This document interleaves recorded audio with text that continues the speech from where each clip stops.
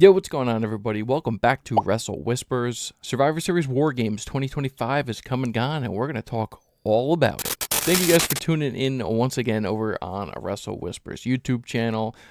Expect a lot of full breakdowns coming up on that channel. I expect to do a lot of breakdowns for PLEs and, just breaking down different content about the relative, new content from Monday Night Raws and Friday Night SmackDown. So make sure you guys are subscribing to the channel if you guys are new around here, but we're going to start breaking down each show in its entirety. And starting off today, we have a lot to talk about Survivor Series WarGames 2025.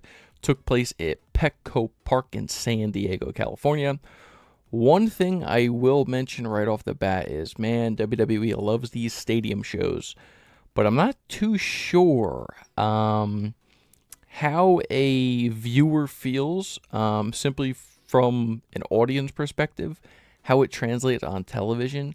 It sounded pretty decent as far as, the volume and stuff with the crowd noise and chants and stuff on television, but you always lose out a little bit of the experience going from an arena to a stadium show because the sound travels up. So some of the high spots or the big moments may not sound as engaging or loud in a stadium compared to an arena. So I'm not a huge fan of stadium shows personally as a viewer and just a, WWE content consumer.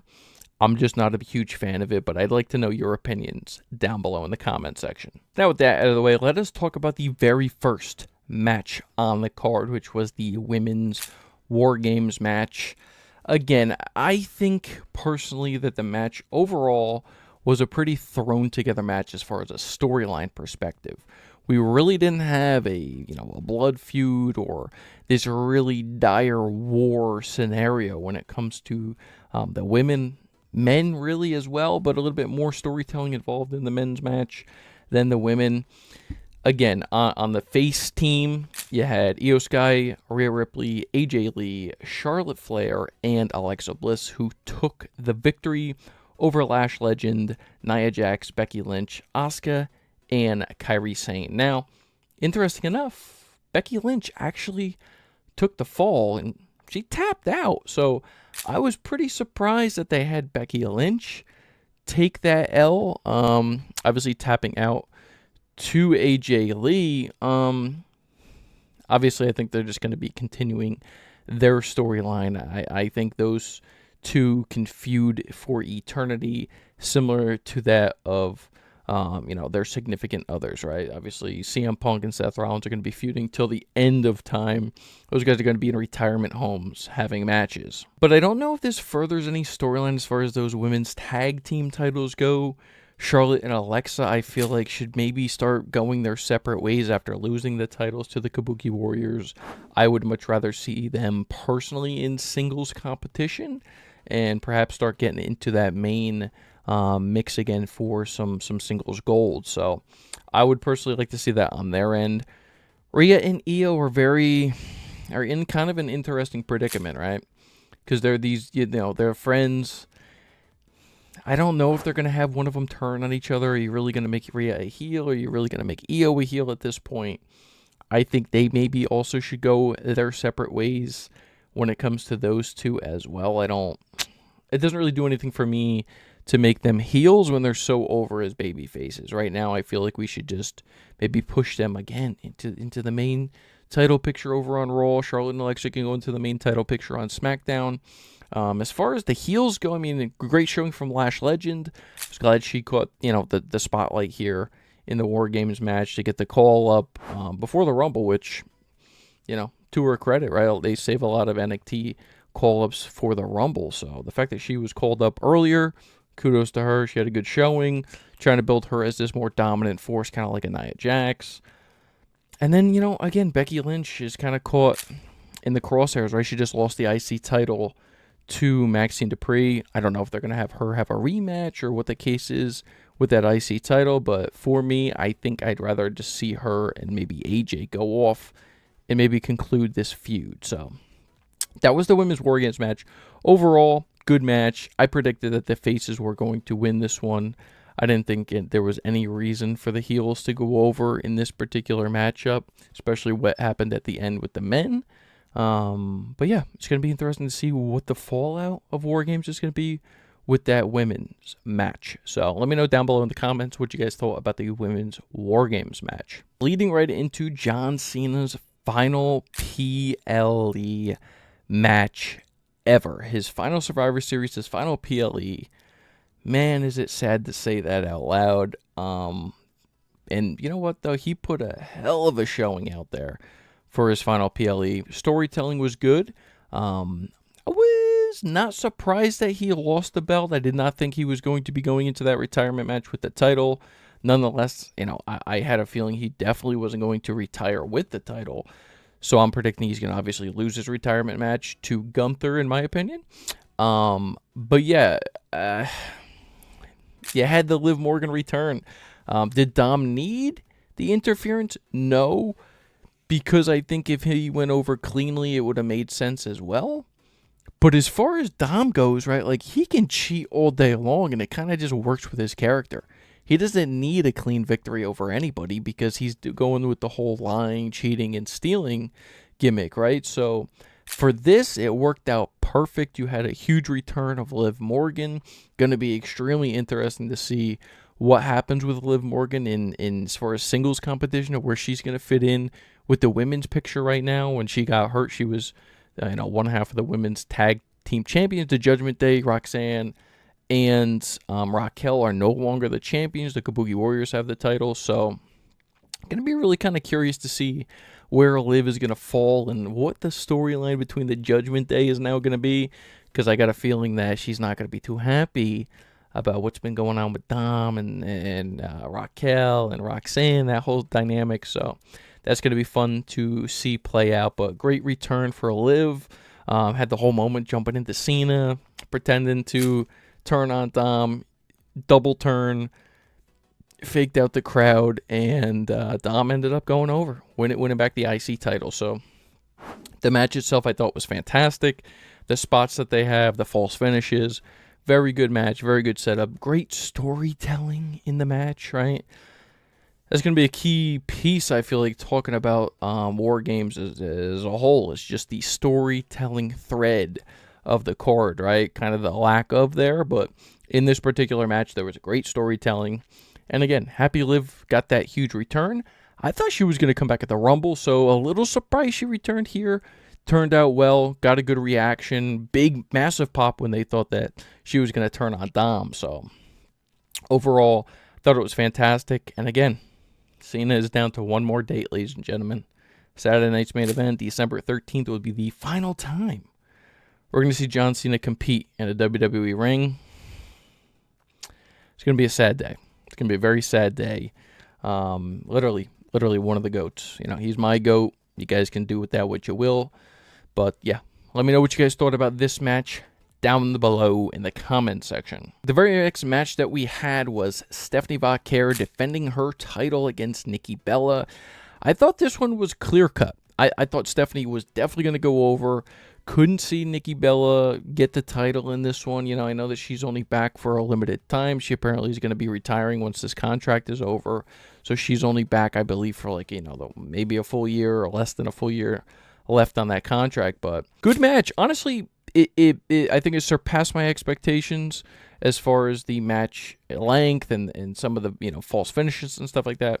So it was actually a pretty decently put together match. One thing I really thought we would have seen, and maybe it's a Rumble surprise, or maybe she's just not coming back ever, but I really thought for some reason with Survivor Series that the stadium show, the big spotlight that it is on ESPN, that we could have seen Brie Bella return and did a little twin magic or something, and they would have just shocked everybody and had Nikki go over with the belt.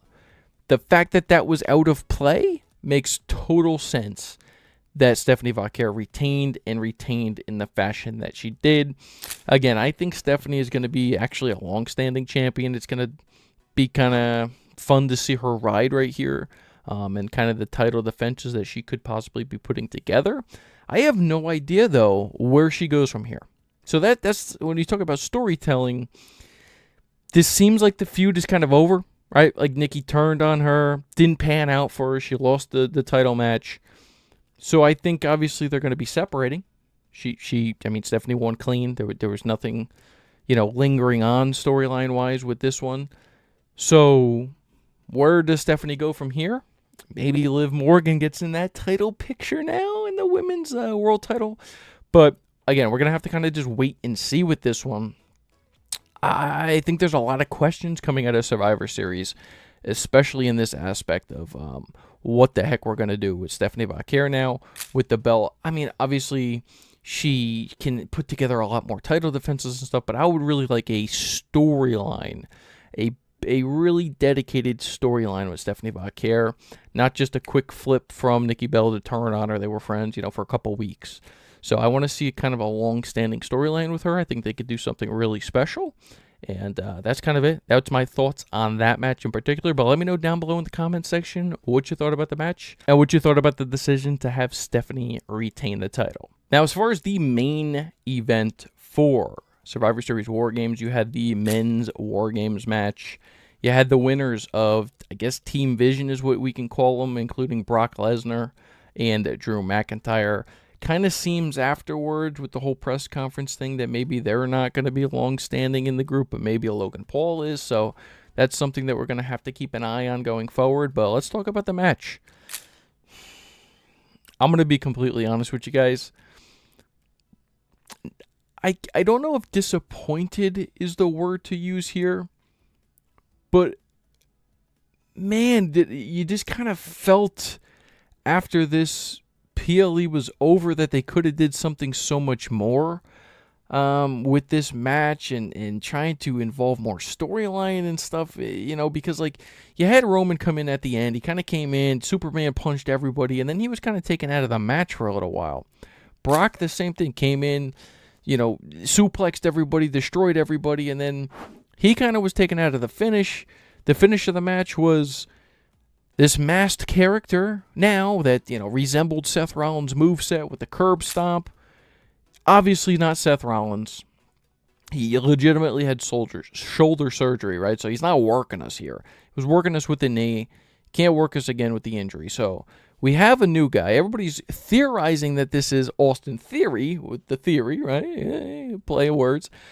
But I don't know if it has to be Austin Theory, right?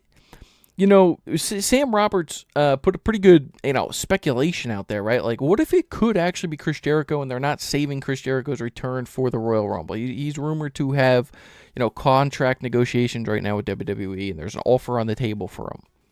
Okay, cool. So let's just say he was the Masked Man. But you're going to say, the Masked Man structure, he was kind of jacked and a little bit maybe taller than him, and he moved a lot quicker than probably Chris Jericho could move. There was speculation it could be Randy, but Randy was never going to scale the cage that fast. But like Sam Roberts said, he's in all black and a mask for a reason. Like, the person that curb stomped CM Punk at the end of that match doesn't actually need to be the person that's standing there to unveil who it actually is. And that was a great kind of light bulb that went off. And I was like, ooh.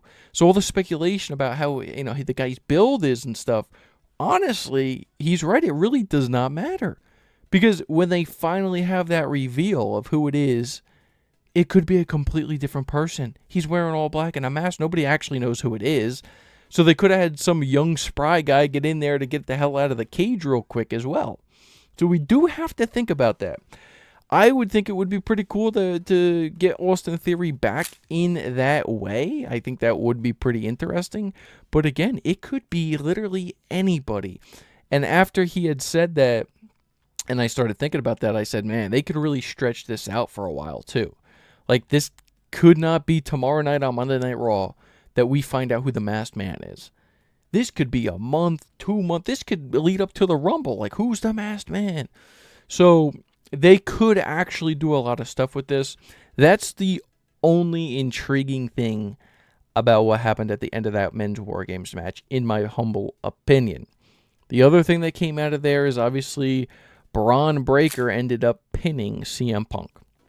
So there's automatically a built-in storyline, a built-in, angle right there. Like, Braun pinned the World Heavyweight Champion. So now we have to have Braun Breaker versus CM Punk, whether that's at Royal Rumble, whether that, leads up to Mania. Like, who knows? But that is going to be a major storyline development coming out of the Men's War Games match. Then you had the whole angle with Roman at the end of the match. Again, Cody really didn't, other than coming off the cage, didn't really have a huge part in the match. Roman didn't. I mean, Logan Paul, I thought, would have did something crazy off the cage. He really didn't. So it was kind of a weird Men's War Games match. It really was. It really was. But you have the angle between Roman and CM Punk and Cody, and at the presser, Triple H said it could be, Cody or Roman again, CM Punk. Roman could be going after any of the two world champions. But at the end, he was directly looking at Cody, and he specifically said, "This is the last time we will ever team. Mark my words." So I'm kind of under the impression that we're going to get Roman Reigns versus Cody Rhodes number 3. And I'm kind of here for it, man. I'm kind of here for it. I would love Roman to be back into this main spotlight in a title chase. I think the stories around that and just having him more consistently here on a weekly basis. He doesn't need to be every week. Maybe every other week. It would just be a more dynamic, consumer content. When you talk about just a weekly programming, Roman's going to be here this week. We got to tune in to see what Roman's going to say. Who's he going after? I think it just makes it more appealing. Again, I think CM Punk and Braun Breaker are kind of solidified at this point, so I don't really know why Triple H had said he could be going after Punk as well, but maybe that's just to throw people off. I'm not sure. I feel like they did that for a specific reason, to have Braun pin CM Punk. That's kind of wrestling, it's the history of wrestling. People know, you pin the champion, you're going to have to get a match at some point. So, again, overall, I thought the PLE was decent. I think the best thing coming out of there was the Cena and Dom match with the Liv return. The Women's War Games match was a very fun match to watch. Again, there's not really a whole lot of storylines coming out of there. The men had more storylines, but again, it kind of fell short as far as what I thought some of the big spots could have been in that match.